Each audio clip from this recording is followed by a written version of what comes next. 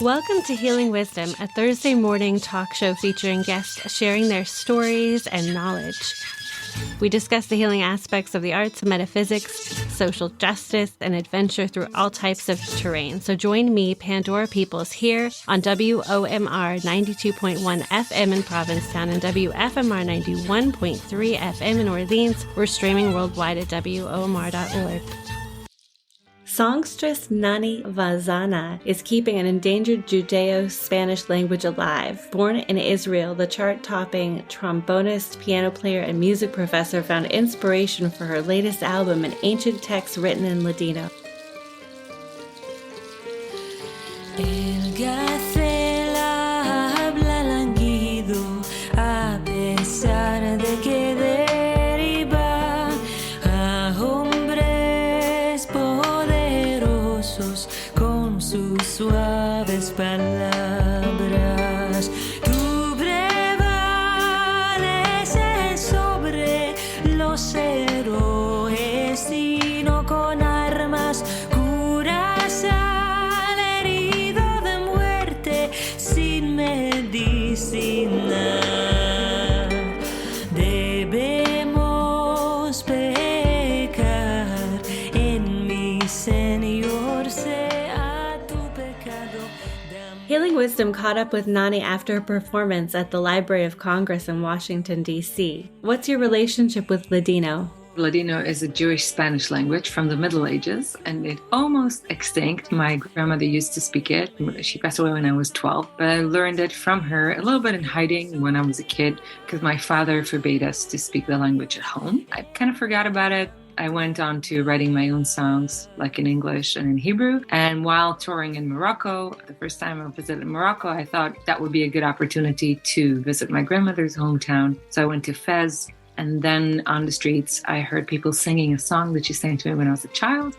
This flashback moment took me back to my childhood and made me research about Ladino. I kind of got back to it. I started listening to the old classics. I released an album of traditional Ladino music. And last year, I released an album of original Ladino songs that I wrote myself. So the biggest community today is in Turkey. Of Ladino speakers, and there's a big community in Israel too, but it's not as alive because people who live in Israel, they mainly speak Ladino as a secondary language, because I think Israel generally, especially with the big migration waves in the 50s and the 70s, they wanted to leave the past behind because people came from trauma, so then they wanted to kind of forget everything that happened in the old world. And then the people who came to Turkey, they were welcomed by the Ottoman Empire several hundred years ago, and they just stayed there. So they had the heritage and the ability to sustain the language throughout the generations. So that's why Ladino is more alive and kicking in Turkey. They even have their own newspaper, like a weekly newspaper in Ladino, the only one in the world. What's it like to write in Ladino and compose songs inspired by the language? The same like any other language. The only difference is that I had to acquire a lot of knowledge while writing because I'm not a native speaker, and also I was distant from the language for like 15 years. So I had to relearn it. I took some lessons and then started basing my songs on the grammatical structures of old texts. So I wanted to say something new, but I didn't know how to say it. So I searched for old sentences that kind of have the same, let's say, pronouns, right? So like you would choose something that is in female or in male, and then it's like, okay, now how do I say this for myself because I'm a female? And then like I researched that, and then I found the grammatical structures that are necessary for me, the ones that the voice that I wanted to write in. Nani's father forbid speaking in Ladino, but Nani's grandmother was defiant. He didn't really give a reason. I think for him, like I said before, he wanted to leave the past behind, and he wanted to assimilate. He wanted to assume the identity of the new Israeli in a way. So he didn't want to have anything in common with the past. And it reminded him of, I guess, sad stories. I mean, his family came as refugees from Morocco, so they experienced some hardships there, and they didn't want to remember, or they wanted a new reality. And then that's my guess. like if you talk to my dad, he has all these stories that he tells about his childhood, but they start at the age of 13. So nothing happened before that. I don't know anything. What was your relationship with your grandmother like? She was a very warm person. I didn't speak Ladino very well. She didn't speak Hebrew very well. So our communication was very, very emotional, very present. We cooked together a lot. She told me some fairy tales, sometimes in a language that I didn't understand. Like I know a lot of kitchen words, like how to say pots and pans and forks and knives and these and names of vegetables. Yeah, I think she made me feel very safe. And one thing that I learned from her is how to be stubborn in a good way. And like she always got her way. Doesn't matter what, like even when she was speaking Ladino to me, although she wasn't allowed to. So then let's say my father would catch her in the act and he would say like, hey, I told you not to speak Ladino in front of a child. And she would be like, oh, I always sing when I cook. I didn't notice, you know? And this is like, as a child, you want to know these tricks, right? So she sang to you in the kitchen? A little bit. I mean, like she was not like a singer or anything, but she knew that was a way to make work in the kitchen fun. El gacela habla languido a pesar de que deriva a hombres poderosos con sus suaves palabras. Tú prevaleces sobre los héroes y no con armas curas al herido de muerte sin medicina. Debemos pecar en mi Señor, sea tu pecado. Dame por favor la miel de tu lengua querido. Le quité sus ropas, él me quitó las mías. Yo sorbí. King Ferdinand and Queen Isabella signed a decree for the expulsion of all Jews from Spain on March 31st of 1492. 300,000 Spanish Jews were given 4 months to convert to Catholicism or liquidate their assets and immigrate. I guess it happened to a lot of other people. Not only Jews, also the Moors, I think, were sent away, and other folks, the gypsies that were there. But still, the Jews were like a huge mass of people, I guess more than the rest of the other groups. So then there was like this huge migration wave, and they ended up mainly in the Ottoman Empire, but also in the north of Africa and some countries of the Balkan. So that's why Ladino is kind of prevalent in these origins today. And even many traditional folk songs were originally written in Ladino. These melodies spread with migration. like the melodies that we know, like the classical melodies in Ladino, you can find them in so many different countries, but then the songs are translated into their own local languages. So in a way, Ladino is the most influential musical language in Europe, because all of these like traditional folk songs from the Balkan and from Turkey and from Morocco and from Tunisia and all these places, they're actually Ladino songs, just translated into the local languages, which is really cool to discover, as a music maker who aspires to write in a new language. Nani Vazana's new album addresses modern themes with this ancient Ladino language.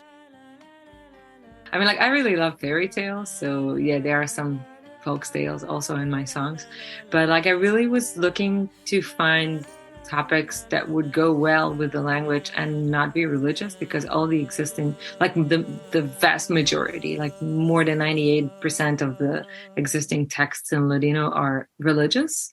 So especially at the beginning, when I was just starting to write my own lyrics, it was very hard to base my modern day opinions on some religious texts, because it's just not the same world we relate to. Also, even if you are a religious person today, religion is not taking the same space in your life like it did 500 years ago. 500 years ago, it was everything. there was nothing else. And now religion is a way of life that it coexists next to other things that you do.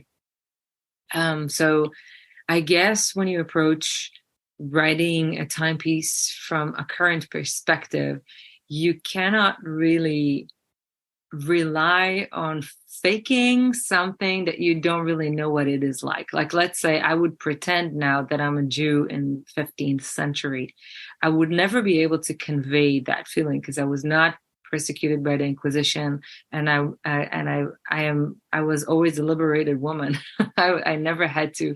I mean, I had my little struggles, but it's nothing to compare with what they had to go through back then.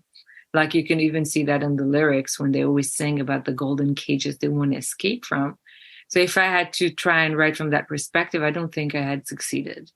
But because I just kept my own perspective and I used the old language to describe the millennial perspective that I have, then I think that is the reason why the songs are communicative to a lot of people, because it's truly who I am. So I'm not trying to copy anything. It's just me. In her research, Nani discovered matrilineal aspects of this Judeo-Spanish language. It was passed from mother to daughter. It was actually the language was made by the women. So then men, Jewish tradition, like especially back then, like I said, religion was your entire life. So the men went to synagogue to study Torah during the day, every day.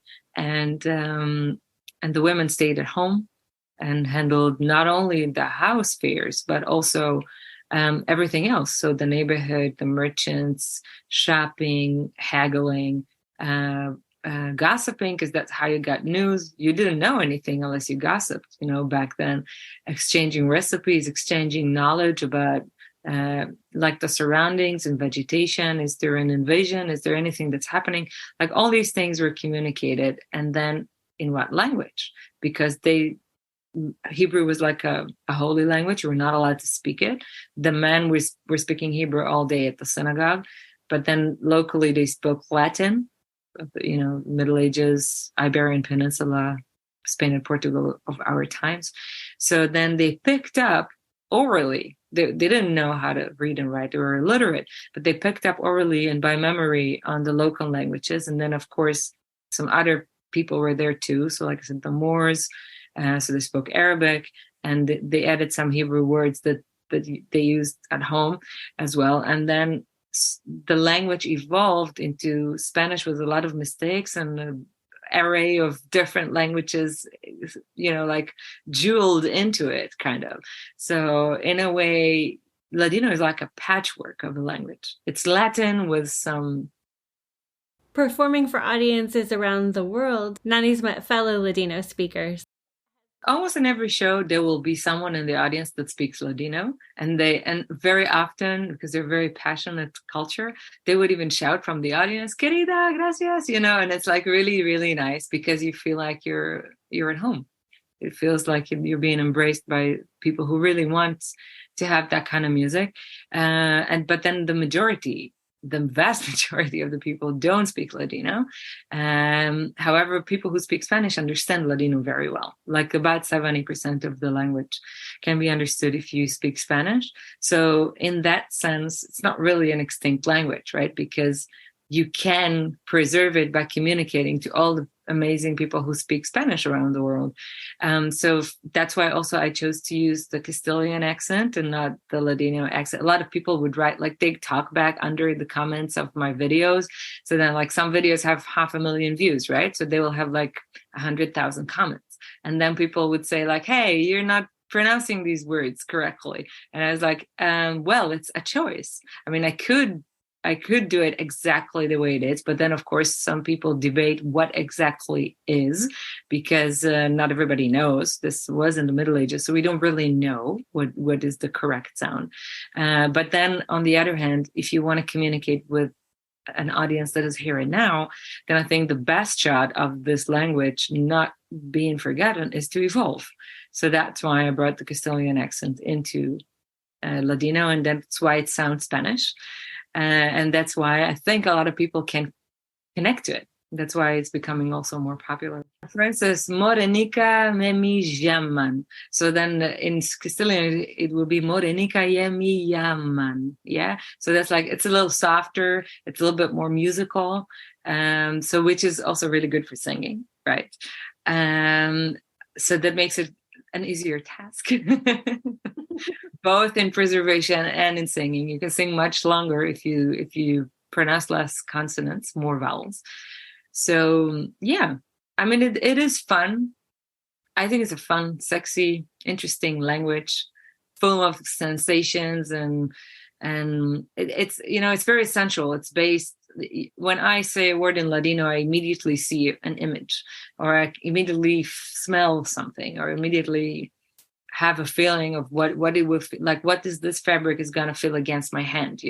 So it's very close to your senses. It's not the same as English or Dutch or Hebrew where it feels like you have to define something. This is velvet. No, Ladino is very much an emotional language for me. Maybe it's because I knew it when I was a child. And maybe that's also when I read in Ladino, my perspective is a little bit like the perspective of a child. I haven't lost the naivete of writing in Ladino. So yeah, so it's a little bit of a challenge. I think the songs that I read in Ladino are the happiest I ever wrote. Like in English, I have sarcasm and depression and and other feelings that you don't, because you've evolved into it as a grown up. But in Ladino, I only have a child's feelings. So it's a different world. In her research, Nani discovered the matrilineal aspects of the Judeo-Spanish culture. So when I started researching for the album, I didn't know how to write in Ladino yet. So I thought well, let's make the job easier and let's research for existing texts that I could compose music for. And I went to this library in the Netherlands, in Leiden, and this rabbi showed me all these books and everything was religious. And I did a lot of research and I couldn't find anything. And then I talked to him, said, listen, I really need to find something else. And then he said, okay, I'll send you some texts. And then I got an email from him with a few texts that really, really surprised me. One of them was a poem that was written by a rabbi from the 11th century that was a homoerotic poem. He wrote a love song for a man, which is like, okay, we think we are so cool today and we know everything, but actually people were cool also before. And then another text was this text about a 14-year-old girl from the 13th century that comes out to her parents and she wants to be recognized as a boy. And when I read this text, I thought okay, this is so fitting to what I've been looking for. I'm trying to do something from a millennial perspective in a dead language. And this was just given to me on a tray of silver, as they say. And then you read a little bit further in the text and you find a lot of disturbing things in the text too, like the father wants to kick her out of the house. He says that she's a disgrace. And then the exchanges, yeah, but you never had a son. Nobody had to go to war for you. So I will go to war for you. So it's also like a violent, part of the poem. But then eventually the mother interferes and she puts her foot down. She's like, okay, you're not going to kick our daughter out of the house. I'm going to kick you out of the house if you don't compromise, which is cool. Female empowerment. I like that a lot. And then eventually the father is kind of out. He's not there anymore. I don't know if she got him kicked out or not, but he's not in the last verse. And in the last verse, the mother accepts her daughter as a son. She says, okay, I accept you as my son. You have the making of a man.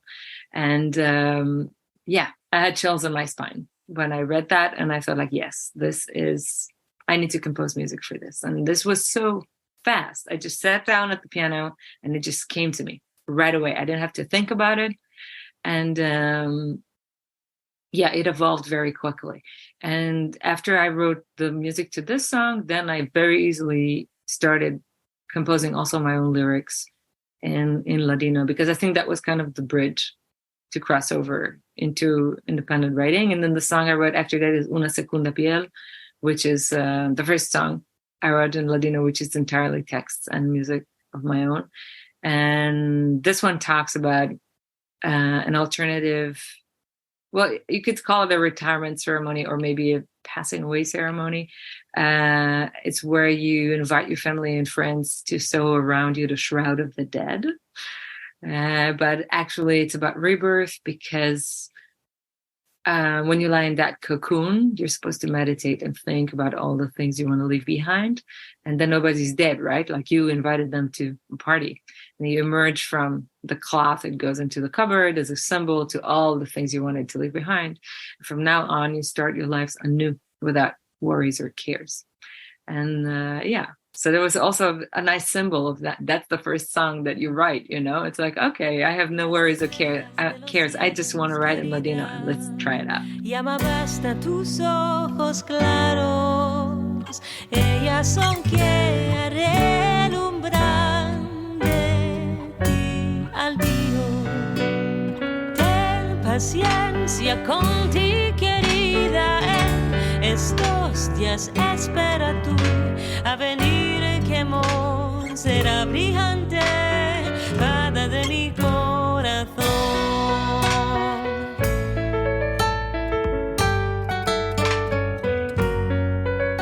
Una cosa te diré, querida, el mundo no queda así. Muchas cosas yo pensar, ainda no te enseñar. Ten paciencia con ti, querida, en estos días espera tú a venir, que amor será brillante, fada de mi corazón, fada de mi corazón. Which are your favorite songs to perform? I don't know. I mean, so hard to say. I mean, it depends where you are in your life, I think. But also, yeah. I mean, Una Segunda Piel is a very happy-go-lucky song. The audience sings along also in that song, so it's very heart opening to witness that performance and to be a part of it. But there's also an English song called Hey You that I wrote in one before, so 2 albums ago, not the last 2, the one before. And that's also a sing-along song that people sing a lot in the shows. I think that's probably my most popular song because it has been used also for like campaigns and stuff like that. And I wrote it for people who don't feel at peace with themselves. It's about self-worth. So if you need a little bit extra self-worth, when you listen to the song, you get it. Yeah, that's a very encouraging song. Nani Vazana has toured 30 countries, averages 100 concerts per year, and has performed for over 1 million people. She's more than qualified to teach fellow musicians how to market themselves internationally. Tell us about why DIY music. It's an initiative I started in 2017 to help musicians work without representation, because the music industry is very small and I'm a self-represented artist, and I've experienced the difficulties in not having a representation and, going forward with your career. And I managed to create a breakthrough for myself with my music. And then because of that, a lot of people asked me for advice, which I was very happily giving, especially at the beginning, free of charge. But at a certain point, I started getting like 5 or 6 emails per day, for mentoring and calls and stuff like that. And I was like, I can't do it anymore. I need to focus on my career. So that's why I made this website, whydiymusic.com, where people can just get free information about launching their international careers. And then at a certain point, because, that took off a little bit, and then also my career took off a little bit more, people started getting more interested. And then I started getting invited to do some panels and lectures in music events around the world, like conferences and trade fairs and educational events and stuff like that. That was also very successful. I mean, I didn't really plan for this to happen. And at a certain point, I was asked to release some courses. So then now on the website, you also have 2 courses. They're for a very symbolic fee. You can download a wealth of materials and learn on your own. and some universities approached me to include these two courses in the roster. So now these courses are also being taught by me at the London Performing Academy of Music, at the Jerusalem Music Academy, and I'm now also a guest lecturer at the Code Arts University in Rotterdam.